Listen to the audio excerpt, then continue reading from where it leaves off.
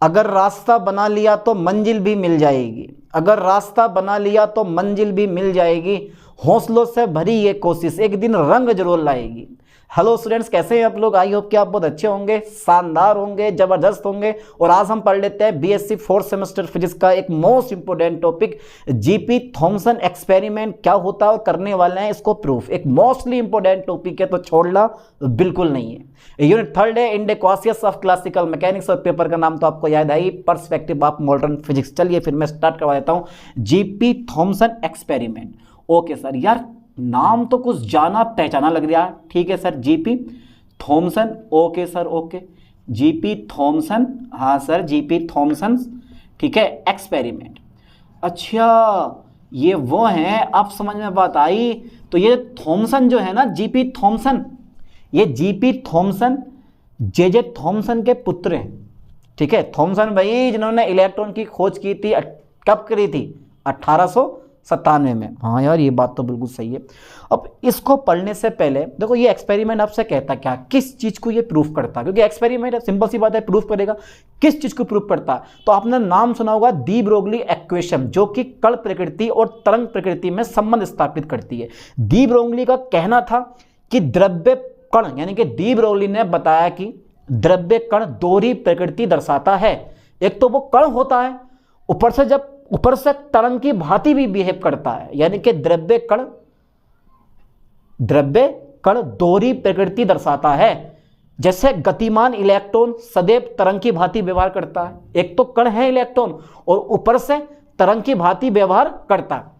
अब इस चीज को प्रूफ करने के लिए ये हमारा एक्सपेरिमेंट आ गया कि यार इलेक्ट्रॉन कण और तरंग दोनों की भांति बिहेव करता है या नहीं करता है। इस चीज को प्रूफ करने के लिए ये हमारा पूरा एक्सपेरिमेंट है। ठीक है, तो यह एक्सपेरिमेंट बताता है कि पहला नंबर यह है एक्सपेरिमेंट। ओके सर, यह है एक्सपेरिमेंट, यानी कि यह है प्रयोग।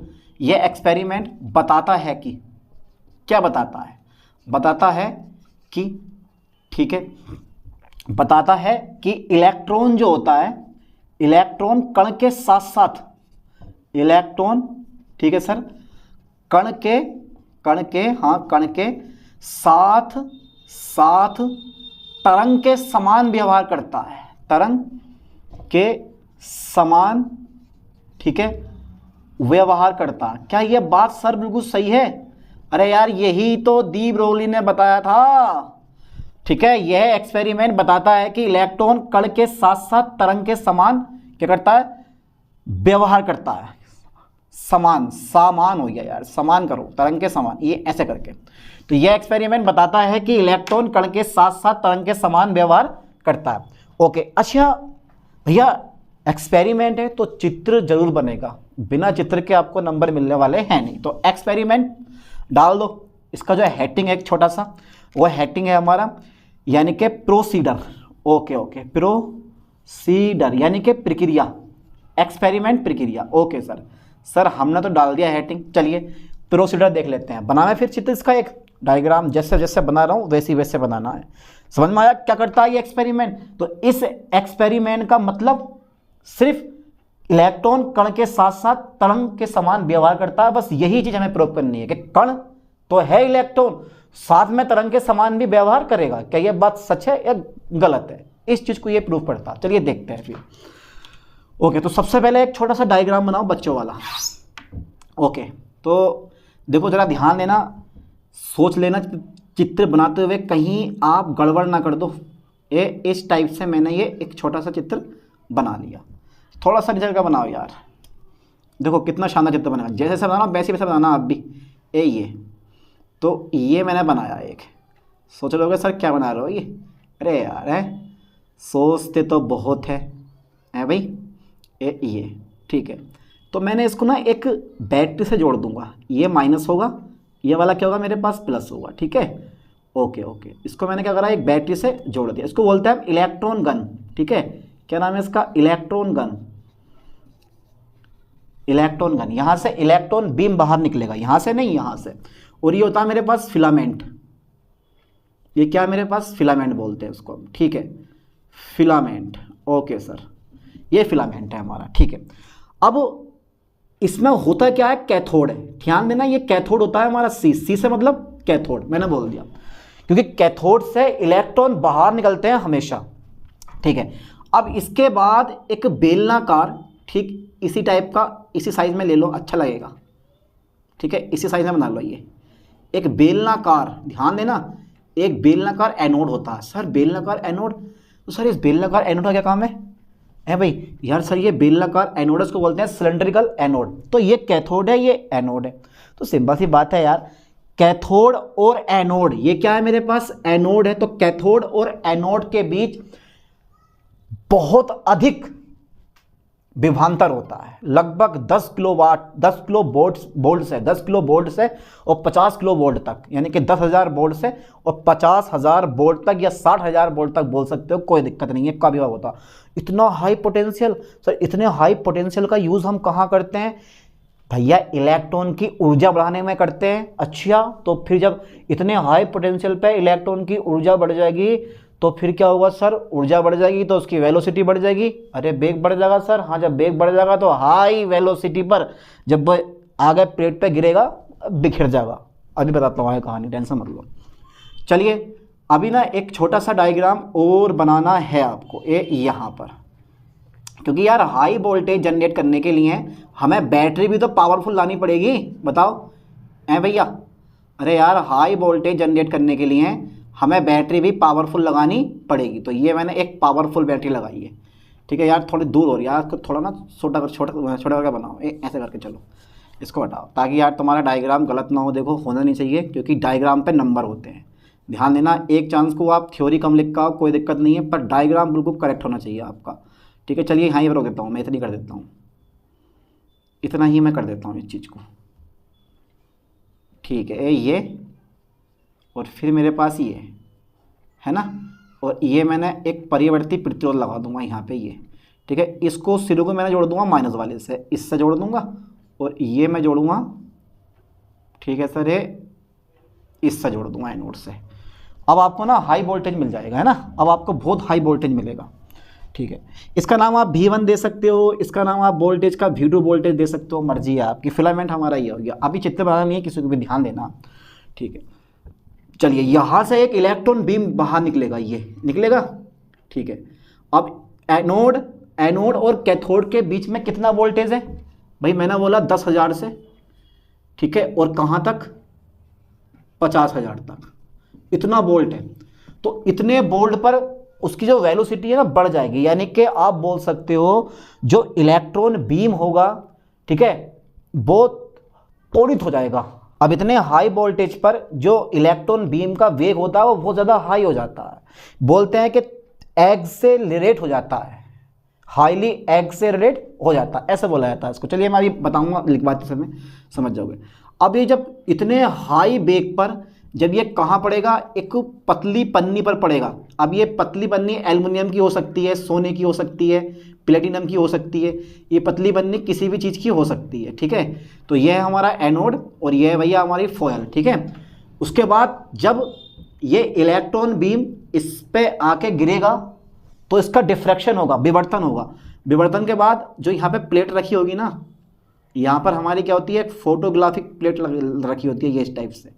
यहाँ पर हमारी एक फोटोग्राफिक प्लेट रखी होती है, डिस्टेंस ज़्यादा नहीं होती इन दोनों के बीच की, बहुत कम होती है, ठीक है। यहाँ पर एक फोटोग्राफिक प्लेट रखी होती है।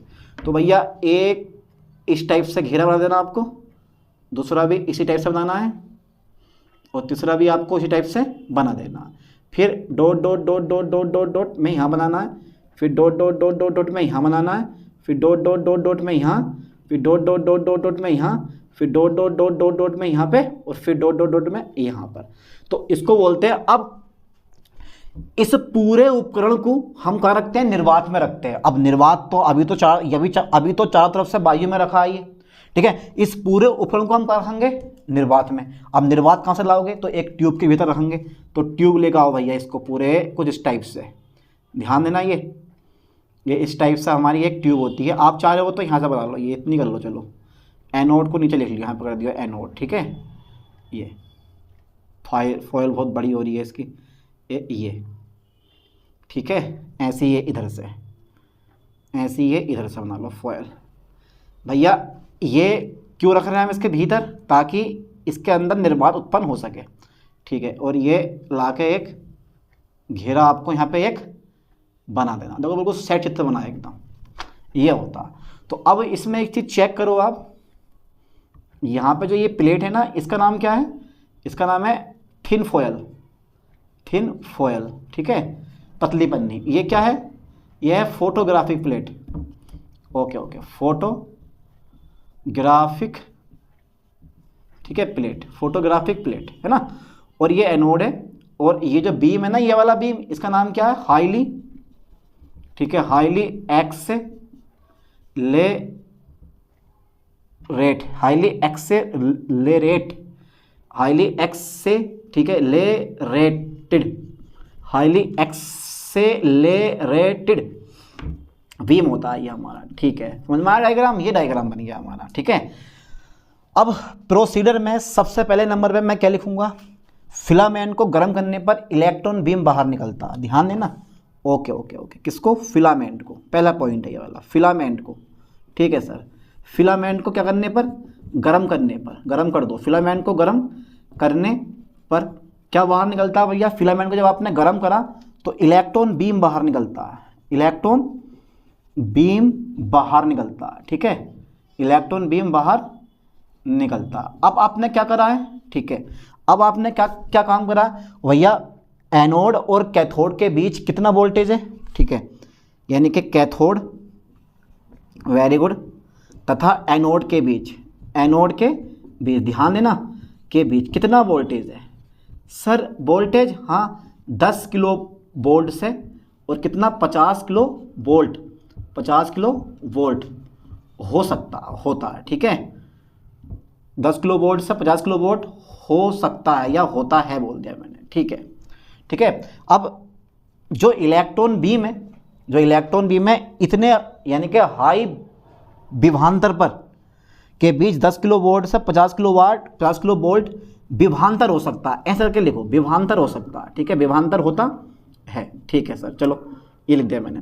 अब देखो जो इलेक्ट्रॉन बीम है इस हाई विभवांतर पर, इलेक्ट्रॉन बीम इस हाई विभवांतर पर क्या होता है, हाईली एक्सेलरेट होता है, मतलब त्वरित होता है, इसका वेग बढ़ जाता है, ठीक है, यानी कि इलेक्ट्रॉन बीम, इलेक्ट्रॉन बीम, ठीक है, इस उच्च विभवांतर पर, उच्च विभवांतर पर, ठीक है, ठीक है, हाईली त्वरित होता है, अत्यधिक हाईली त्वरित हो जाता है, हाईली त्वरित हो जाता है, ठीक है सर, हाईली त्वरित हो जाता है, ओके।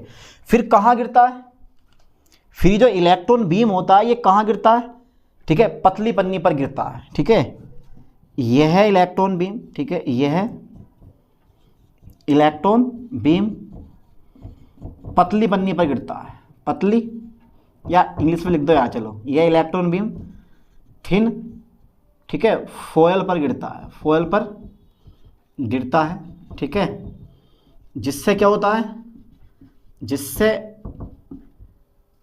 इसका विवर्तन होता है ना, जिससे इसका विवर्तन होता है, ओके सर, जिससे इसका विवर्तन होता है, ओके, हो गया विवर्तन। अब क्या होता है कि फोटोग्राफिक प्लेट पर विवर्तन पैटर्न प्राप्त होता है, ध्यान देना, फोटोग्राफिक प्लेट पर, ये यानी कि फोटोग्राफिक प्लेट पर, फोटोग्राफिक प्लेट पर, ठीक है, क्या प्राप्त होता है भाई, विवर्तन प्राप्त होता है, यानी कि विवर्तन प्रतिरूप प्राप्त होता है, ठीक है, विवर्तन प्रतिरूप प्राप्त होता है। अच्छा ठीक है सर, ये तो मैंने कर दिया, लिख दिया सर मैंने, कोई दिक्कत नहीं है कि ये इलेक्ट्रॉन बीम थिन फॉयल पर गिरता है जिससे इसका विवर्तन होता है और मतलब फोटोग्राफिक प्लेट पर विवर्तन प्रतिरूप प्राप्त होता है। अब मैंने क्या बोला कि मैंने सारे उपकरण को, ठीक है, कहाँ रखा, एक ट्यूब में रखा है जिसके अंदर निर्वात होता है, ठीक है, यानी कि ये इलेक्ट्रॉन बीम, ठीक है, कहाँ पे होता है, निर्वात में होता है, ताकि गैस के अणुओं से टकराकर अपनी ऊर्जा ना खो दे। अब जब निर्वात है तो सिंपल सी बात है, अंदर ना वायु होगी ना गैस होगी, तो ये अपनी ऊर्जा नहीं खोगा, है ना।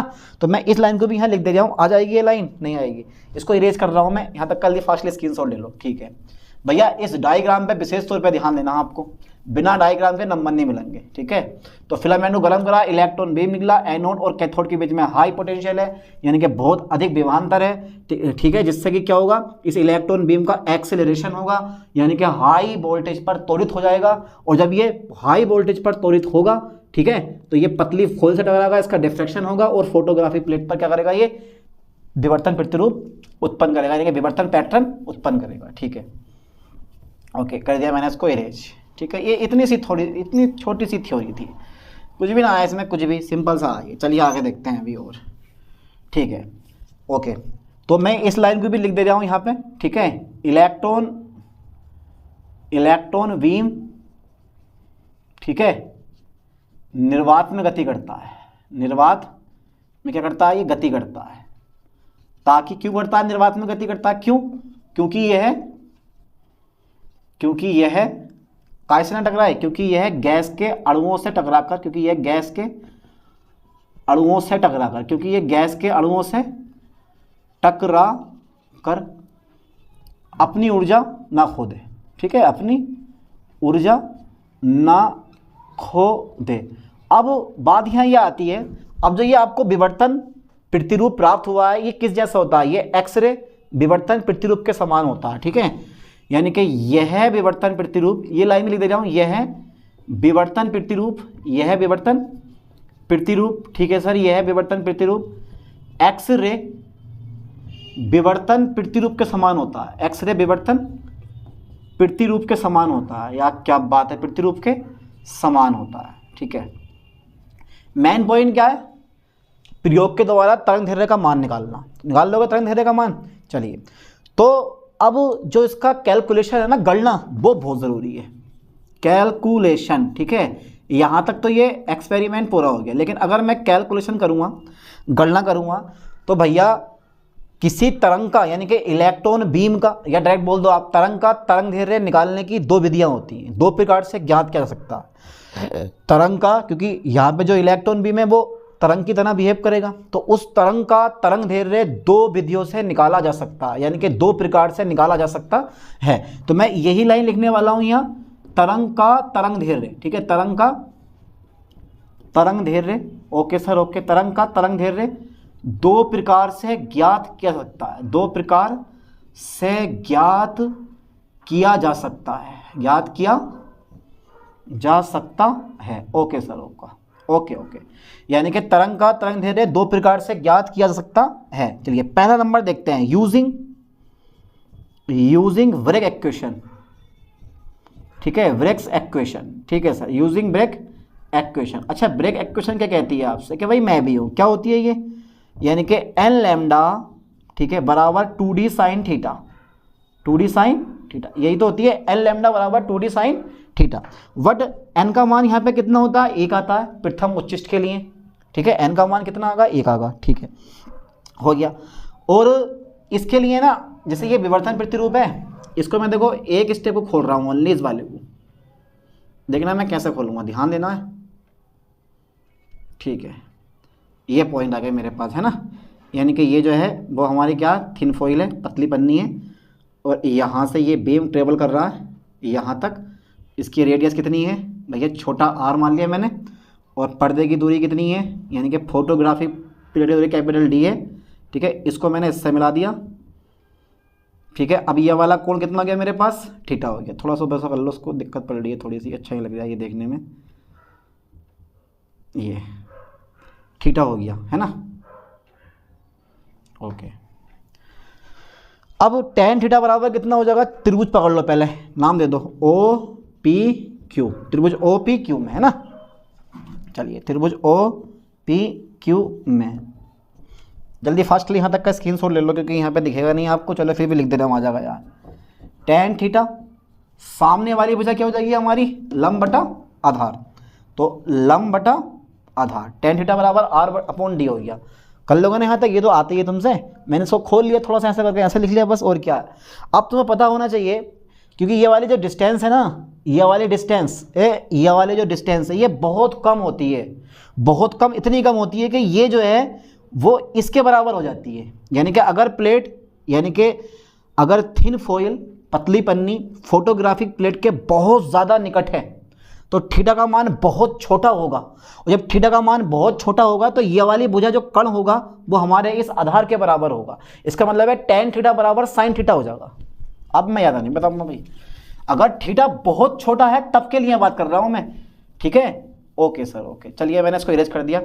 देखो, यदि थीटा बहुत छोटा हो, ओके, यदि थीटा बहुत कैसा हो, छोटा हो, तो ठीक है, लंब बटा आधार जो होगा, यानी कि tan थीटा लंब बटा आधार जो होगा वो लंब बटा कर्ण के बराबर होगा लगभग, और ये जो है लगभग थीटा बहुत छोटा तो थीटा के बराबर होगा, और ये लगभग किसके बराबर हो जाएगा, r अपॉन कैपिटल D के बराबर हो जाएगा, ठीक है। इसको आप समीकरण नंबर 1 बना सकते हो, ठीक है, समीकरण नंबर 1 से, ओके, समीकरण नंबर 1 से, ओके। तो n का मान 1 रख दिया मैंने, तो कितना गया मेरे पास, लैम्डा आ जाएगा, ठीक है, 2d, ओके। अब साइन थीटा की जगह r अपॉन डी, तो r अपॉन डी, ये लैम्डा का मान आ गया, ठीक है, ये 2d r अपॉन डी, ये लैम्डा का वैल्यू आ गई। अच्छा, हमें एक चीज़ और है, अब पढ़ा है हमने यूजिंग, ये तो पहला था, सेकेंड नंबर हमने पढ़ा यूजिंग डी ब्रोगली इक्वेशन, ठीक है, डी ब्रोगली इक्वेशन, ठीक है। चलिए इसका यूज़ करके देखो, तो इसके लिए हमारा एक फॉर्मूला आता, करते हैं इसको इरेज, ठीक है।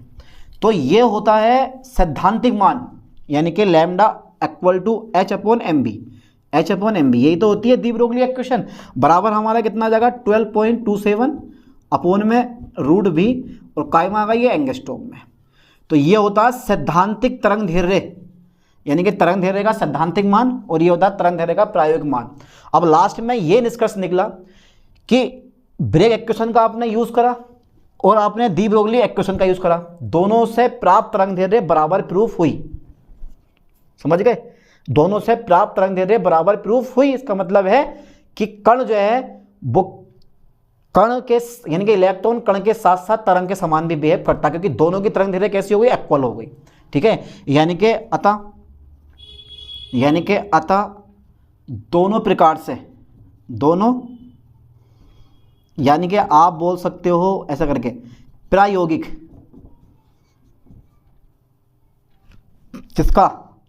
किसका तरंग धैर्य का,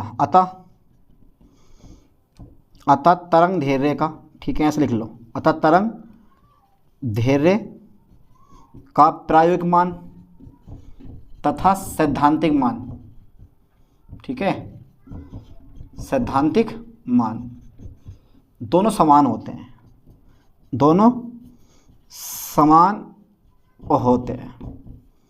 ठीक है। निष्कर्ष निकलता है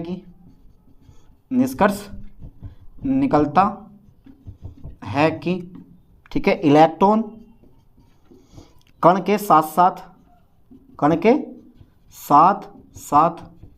ठीक है, तरंग के समान व्यवहार करता है, ठीक है। तो दोनों मेथड आपने लगाए और देखा प्रायोगिक मान सैद्धांतिक मान के बराबर है, यानी कि समान है, ठीक है। अतः हमने लास्ट में निष्कर्ष निकाल दिया कि जो इलेक्ट्रॉन होता है वो कण के साथ साथ तरंग के समान व्यवहार करता है। तो ये था हमारा जीपी थॉमसन एक्सपेरिमेंट, छोटा सा एक्सपेरिमेंट था, आराम से कर लोगे। चलो मिलते हैं नेक्स्ट वीडियो में, थैंक्स।